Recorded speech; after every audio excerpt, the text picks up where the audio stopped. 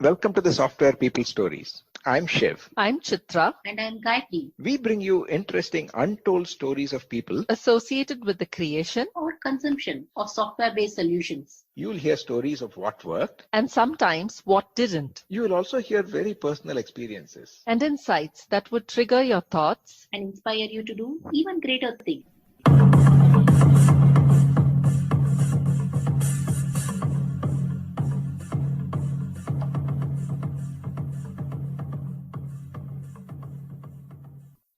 Today, you're going to meet Preethy Padmanabhan, Head of Platform Product Marketing at Freshworks.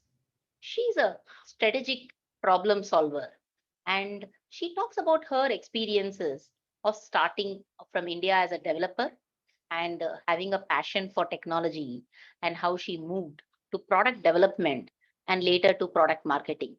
She further talks about how she's got her building blocks to become a general manager. And here are interesting snippets on how she uses her social realm of development into her technology as well as product development and vice versa. Listen on, listen on. Hi, Preeti. Welcome to the Software People Stories. Hi, Gayatri. Thank you for having me. I'm so happy that we are talking across borders. And as we are at the 100th episode of our podcast, I want you to give start with your introduction. Wow, you've done 100 episodes. Kudos to you, Gayatri. That is amazing. That's a great achievement. I am so honored to be here today. Let me share a little bit about myself. So, I started my career journey in India, worked for a couple of companies, Hughes and Cisco, before I moved to the US about 20 years ago. And I spent quite a bit of time at Cisco as a software engineer. And from a software engineer, I moved into product management. And then from there, I veered into product marketing. And I did a few stints at Dell. And so Cisco and Dell were my big company. And then I jumped ship to Nutanix, which is a startup, continued in marketing and sales roles. Then I did a 1-year stint as a VP of marketing at a smaller startup called Panzura last year. And this year, it's really an exciting start at Freshworks, which may not need much of an introduction, but it's a great journey here right now at Freshworks, running marketing for a couple of products. Wow, that sounds like the entire life cycle of enterprise, right? Starting as a developer, being in the engineering division, leading products, engineering manager, product marketing, product leadership. Excellent, Preeti. This is like an amazing set of skills. Made you go through such varied and different roles. Yes, I was joking to some friends that maybe the only thing I've not done is HR and operations. To some extent, I've done operations too, but maybe HR is the only thing left. I really love learning. That is my biggest driver. In any role I do, I want to constantly keep learning something new and some new ways I can contribute to the organization. So that's why this move between different areas have been what have motivated me to keep my career going. And eventually, I do see myself as a general manager, as somebody who can run a division, or even if there is an opportunity, even a company. So that way, I'm looking to gather the information as well as the experience in several areas in order to be able to achieve. It's a very important way to put it, right? In the earlier companies like GE, what they used to do is they used to say, you want to be a CXO in the board, you have to play different roles, not just in different geographies, but different divisions. And only then are you getting different skills. So it's like seeing the elephant from different sides of the table. Can you give us some of the stories where when you move to a different role, you actually had a aha moment? Yes, I can certainly share that. I can start my first move from engineering to product management. Interestingly, when I was at Cisco, product management roles used to be a combo, inbound, outbound. So you did both product management and product marketing. And as a new product manager, it was a complete new learning experience. And one might think that can one really make that huge shift, right? Because engineers are more working within their own areas, and it's not exactly a role where you interact with customers, partners. One thing I have to say is that I had a lot of people around me who were my champions, And they were my champions because I was able to add value to what they were doing, right? So it was a mutual benefit for each of us. But something I realized is, even though as an engineer, you might feel that the other side is difficult or can I even achieve it? I spent about 1.5 years working through that transition and getting the experience by doing as free assignments to other product management teams. And that's how I made the jump. But as I was doing it, it was becoming very clear that this is not rocket science, right? It's not a rocket science for any engineer to aspire to go towards a business role. And so as I was making the transition, I got more and more confident that I will be successful in that role, right? So that was a huge eye opener.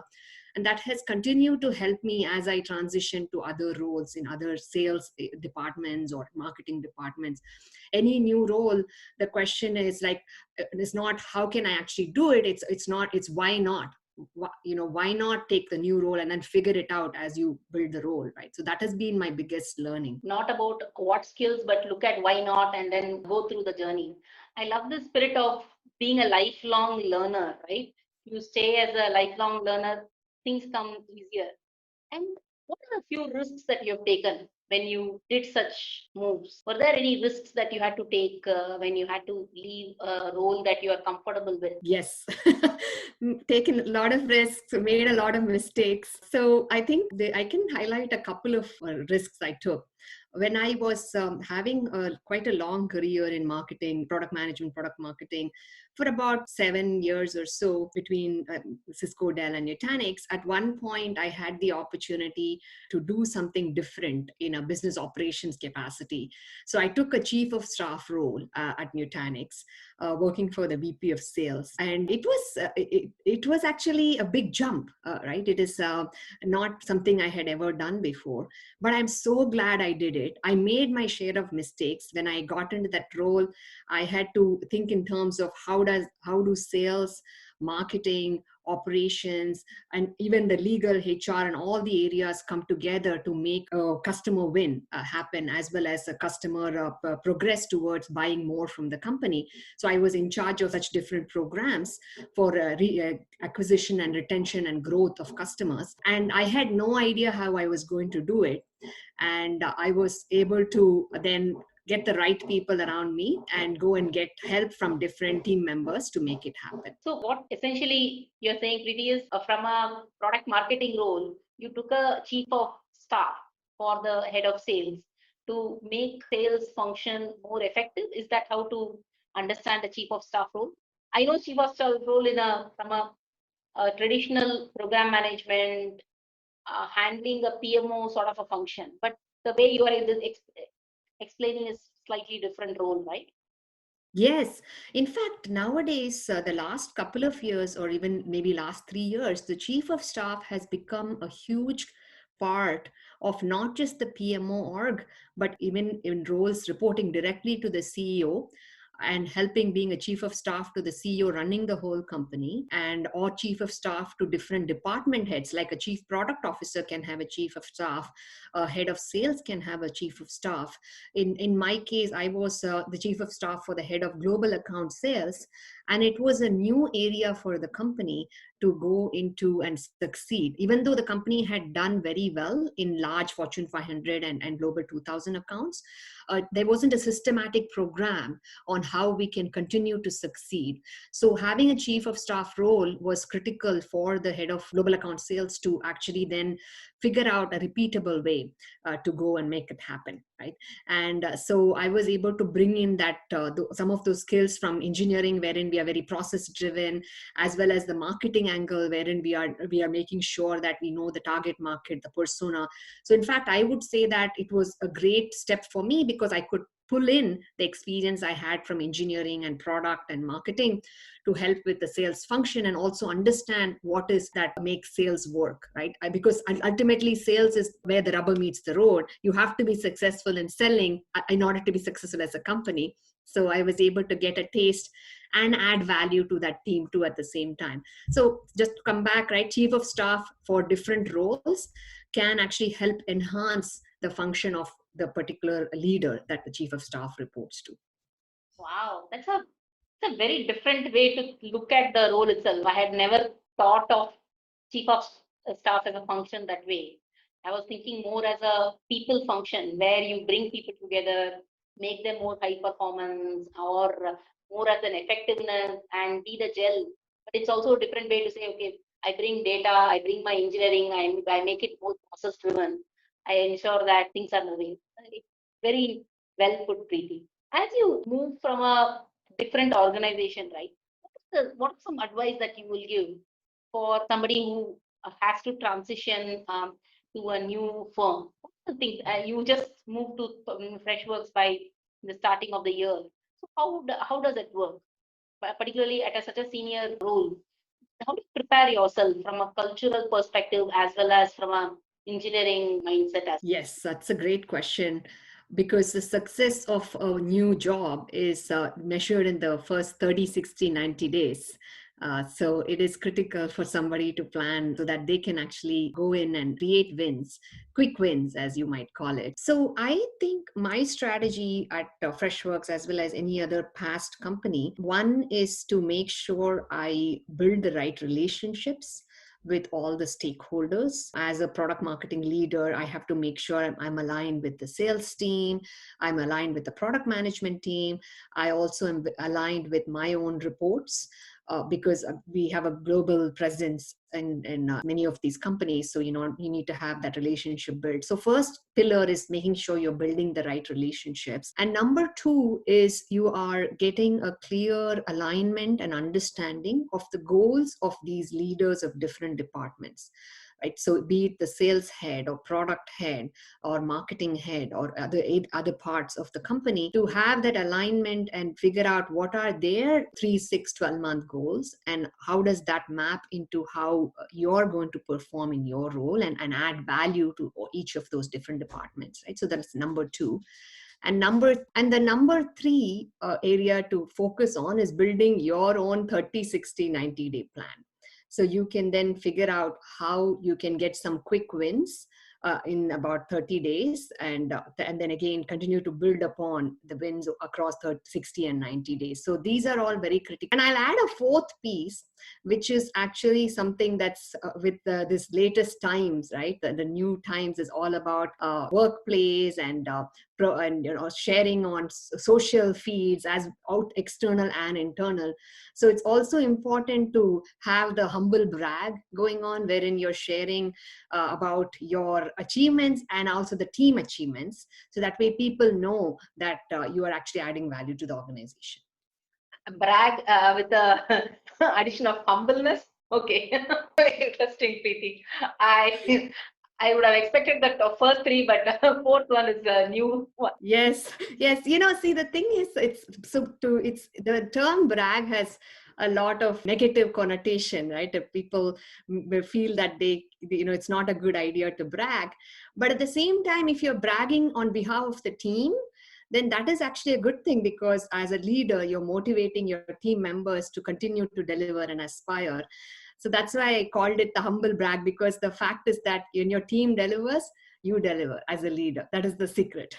Absolutely right. It's a constantly, unless there is you spotlight that behavior and let's say the win that you're getting or the behavior.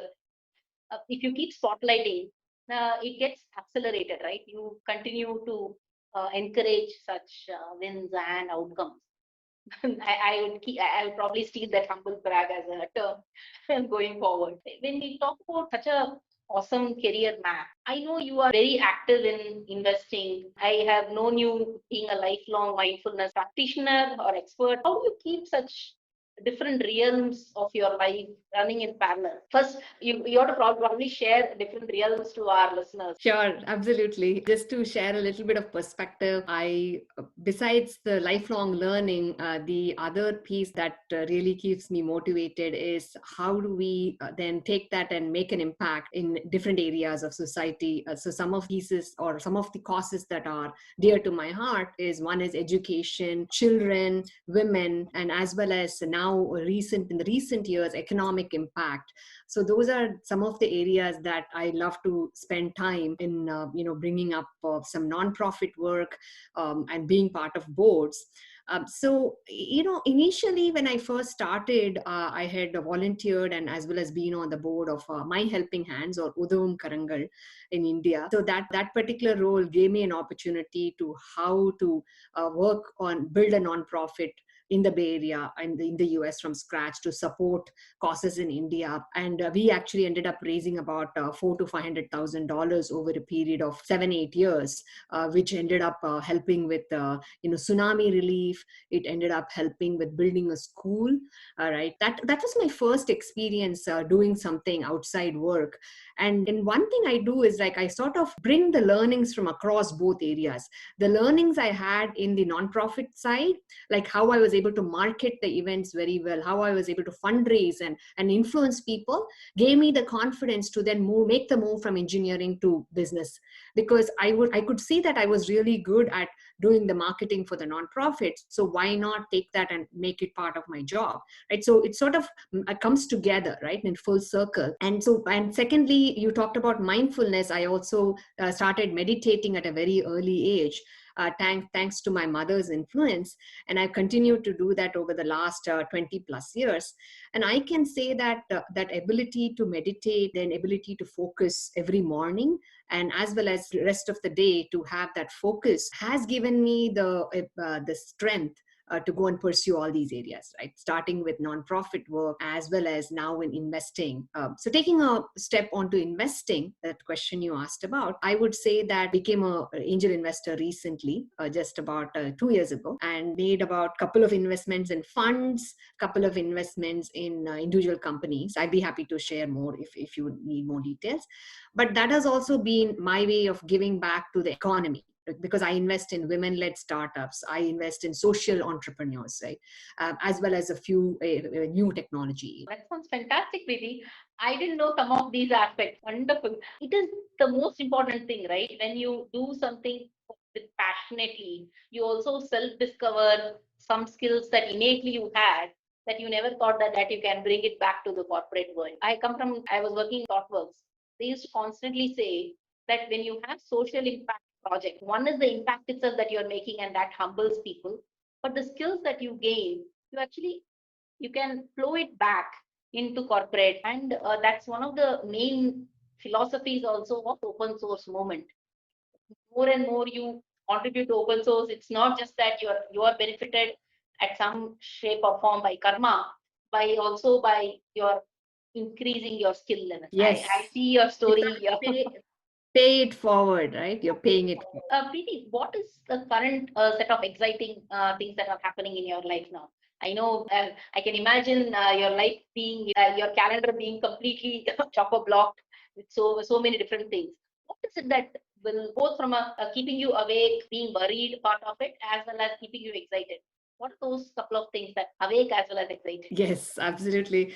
I know it is a tough time right now, as we all know, with the current COVID situation, and keeping oneself motivated is not easy. And I find that many leaders might be feeling this, that not only they need to keep themselves motivated, but they have to motivate their entire team, because the teams are feeling separate. Their teams are feeling lonely, working out of their home. So I currently do three main things that I'm involved in.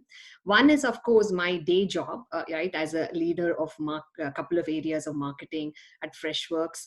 That is what takes most of my day, my working hours. And I try my best to make time for being strategic, so I can, have the right team members take on what new roles within the team, as well as grow their capabilities.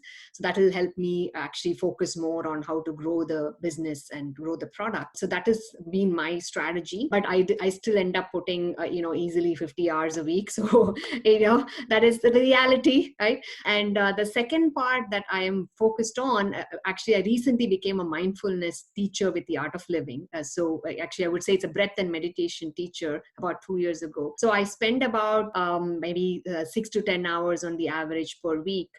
Some weeks are a little more, where I teach the techniques to others. And it's been a very rewarding experience because, at this time of a crisis, when people are sitting at home worried about themselves, for them to pick up this breathing and meditation practice and to find the peace of mind, it's been fantastic. And people really share how the techniques and meditation practice, having a regular one, has changed their perspective of the situation. Absolutely. And the third area that I'm focused on time to time basis is I mentor startups as well as invest in some startups. So that has maybe taken about, like, maybe I spend about 5 hours a month or 5 to 10 hours a month. That's a very nice way to put it. One is for your company, the other is for the mind, doing part of it and the being part of it, and looking at the future.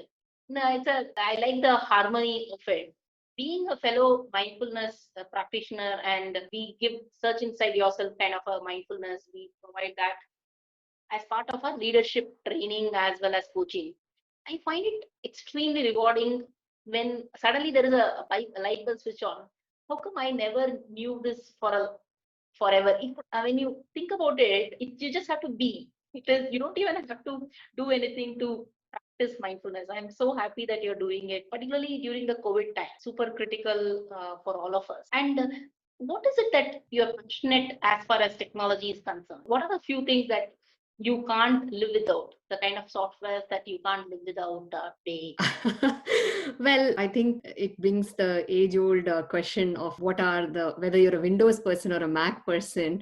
I have to say that I'm a Windows person, so I can't live without my PowerPoint, my calendar, Outlook calendar, and the usual suspects on how to do Office. And back this weekend, I was watching a documentary on Bill Gates and how he thinks, right? So I was trying to get some perspective on leadership. The second piece is obviously all the stuff with connecting socially with, be it within the company through workplace or Slack or external connections through Twitter, LinkedIn, etc. So those are some of the key tools that I have open in my laptop right now. And besides that, it's usual devices, phones, tablets that everybody gets to use. All right. So I think if you look at yourself as a time turner, let's say 20 years down the line, what are the few technologies can you imagine that will take off? You can't imagine having everybody having a phone or a tablet, let's say 20 years before when you were in India, right?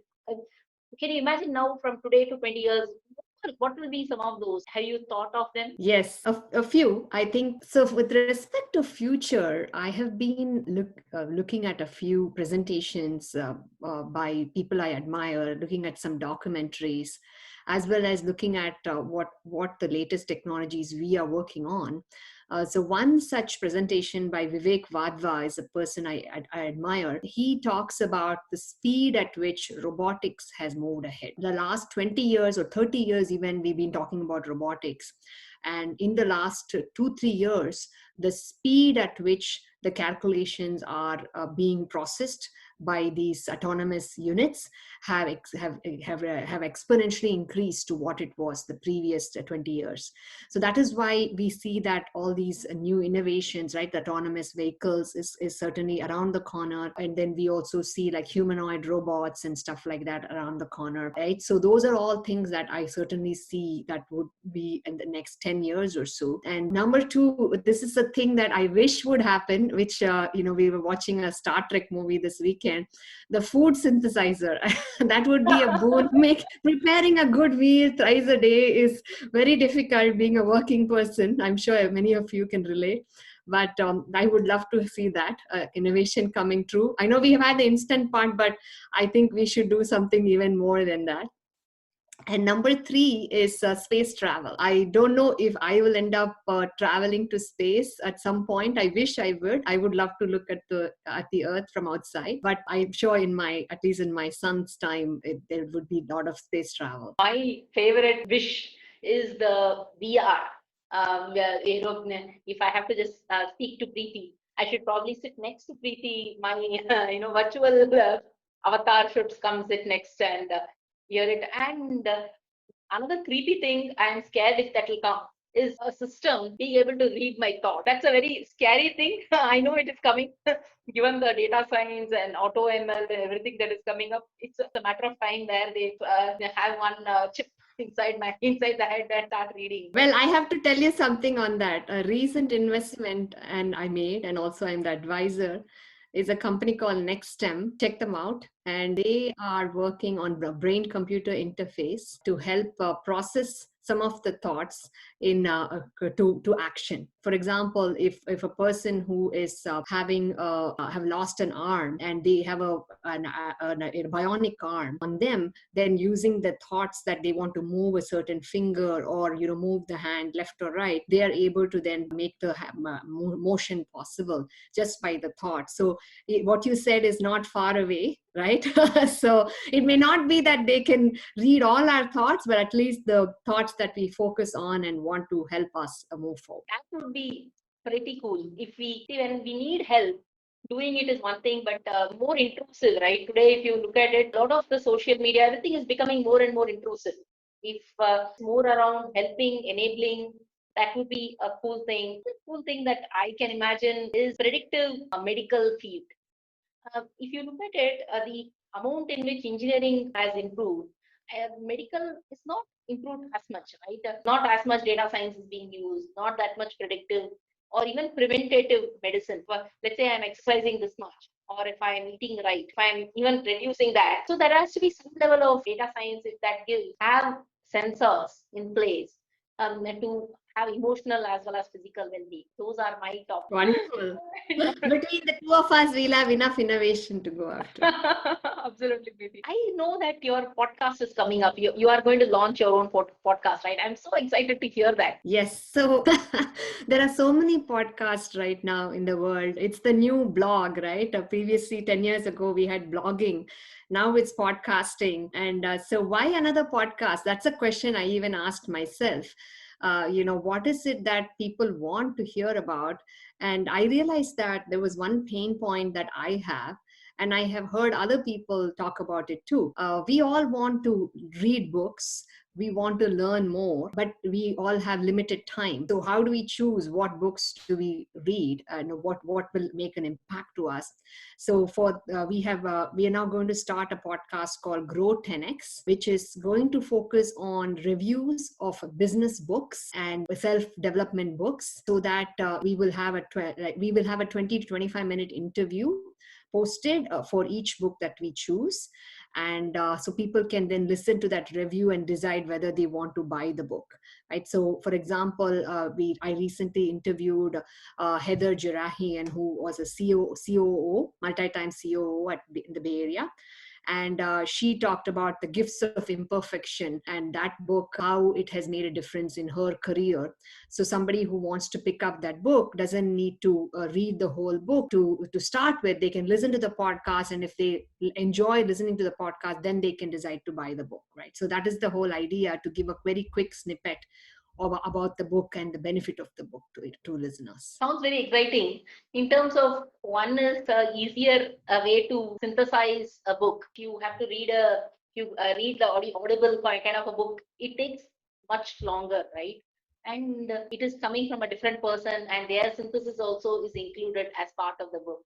It's a very cool podcast. I am looking forward to. So we'd love to have you as one of the guests on the podcast too. Certainly.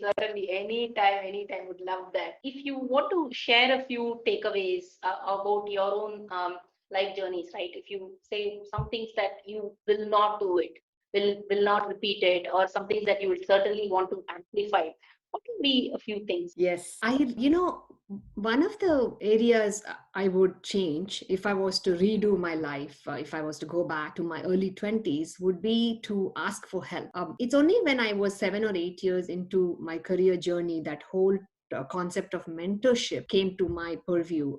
It became more and more popular in the mid 2005 to 2010 time range, and it has only gotten better now. So I did not know when I started working in early 2000 that we could actually go and get mentors, and then through that mentoring we can grow our career. So I wish I had that foresight, so that is one thing I would really change. And then number two is I would say that I would believe more in myself. You'd be surprised, right? Because I think I have taken a lot of risks in my career and so forth. Thankfully, I had great people who believed in me around to actually then push me forward in the moments when I doubted myself.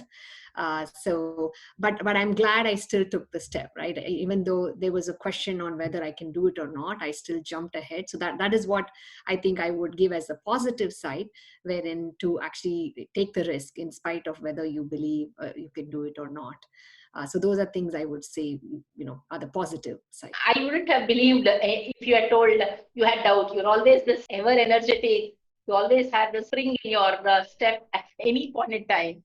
But I agree. I think all of us go through those moments, and that's when network helps, right? Having network of people from different areas and having different interests keeps you going. Very well put. Any other final thoughts? Well, I would say the first step to being successful in a career or in life is to know oneself. So to take time to build that self-awareness is very critical, and pick up a good habit, like we both are mindfulness practitioners. To pick up a practice like a meditation practice combined with exercise will help us become more self-aware and expand our perspective. So those would be a couple of pieces that I would leave the audience with.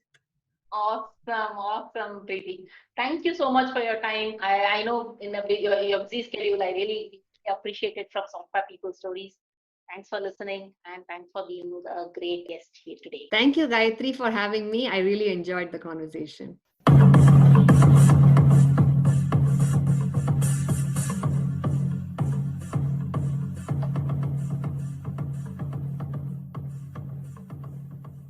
We thank Siddharth for the music and Malavika for promoting the Software People stories. If you like this episode, Please subscribe on your favorite podcast client. And spread the word in your network. if you'd like to share your story, Contact us at podcasts@pm-powerconsulting.com.